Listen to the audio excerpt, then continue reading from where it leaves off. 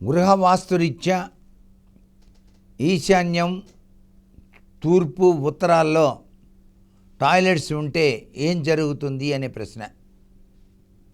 అసలు వాస్తు అనేది మానవ జీవితానికి చుక్కాని వంటిది. మనం ఒక నిర్మాణం చేసేటప్పుడు తెలిసినటువంటి వాస్తు సిద్ధాంతిని సంప్రదించి ముందరగా ప్లాన్ వేయించుకొని ఆ ప్లాన్లో దోషాలు లేకుండా ఆర్కిటెక్ట్, ఇంజనీర్ చేత చేయించుకున్నప్పటికీ కూడా వాస్తు సిద్ధాంతిని సంప్రదించి దాని ప్రకారంగా మీరు గనక గృహాన్ని కట్టుకుంటే ఎటువంటి విపత్తులు లేకుండా జీవితం సుసంపన్నమై విరాజిల్లుతుంది. తెలిసి తెలియక చిన్న తప్పు చేసినా కూడా అది మీ జీవితాన్ని కుంటుపడుస్తుంది. అంటే అదృష్టం తొలగిపోతుంది, దురదృష్టం వెంటనే వచ్చేస్తుంది. వాస్తు ఇంటిపైన చాలా బాగా ప్రభావాన్ని చూపిస్తుంది. కాబట్టి ఎక్కడ టాయిలెట్స్ ఉండాలి, ఎక్కడ ఏ విధంగా వస్తువులు అమర్చాలి అనే విధి విధానాన్ని ప్రతి ఒక్కరూ కూడా తెలుసుకోవడం చాలా అవసరం. ఎటువంటి పరిస్థితుల్లో ఈశాన్యంలో కానీ టాయిలెట్స్ అనేటువంటివి నిర్మాణం చేయకూడదు.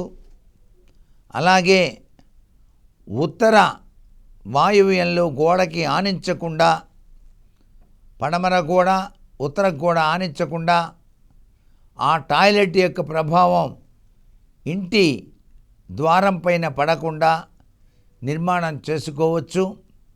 అలాగే నైరుతిలో టాయిలెట్స్ కట్టినా దాని యొక్క పిట్, గుంట దాని కిందనే పెట్టకుండా జాగ్రత్త పడితే సర్వ విధాల శ్రేయోదాయకం. ఇంటి మధ్యలో ఎటువంటి పరిస్థితుల్లోనూ టాయిలెట్స్ నిర్మాణం జరగకూడదు. మెట్ల కింది భాగాన టాయిలెట్స్ కట్టి అది ఉపయోగిస్తున్నామంటే చాలా అనర్థదాయకం అనే విషయాన్ని వాస్తుశాస్త్రం మనకు తెలియజేస్తుంది. చాలామంది మెట్ల కింద కలిసి వస్తుంది అని చెప్పేసి ఉద్దేశంతో, సైట్ కలిసి వస్తుందని మెట్ల కిందనే టాయిలెట్స్ నిర్మాణం చేస్తున్నారు. అది చాలా అనర్థదాయకమైన ప్రభావాన్ని ఇస్తుంది అనే విషయాన్ని ప్రతి ఒక్కరూ కూడా బాగా గుర్తుపెట్టుకోండి.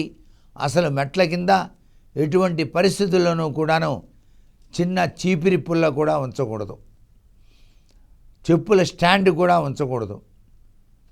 చాలా జాగ్రత్తగా ఖాళీగా ఉండాలి మెట్ల కింద భాగం. మెట్లు మనం పైకి ఎక్కేందుకు సోపాన మార్గాలు, అటువంటి మెట్ల కింద అపభ్రంశమైనటువంటివి పెట్టకూడదు. దానివల్ల నష్టదాయకమైన ప్రభావాలు ఎక్కువ అవుతాయి. టాయిలెట్స్ యొక్క నిర్మాణం వాస్తు సిద్ధాంతి యొక్క సలహా మేరకు మీరు గనక పాటించినట్లయితే శతవిధాలా కలిసి వస్తుంది.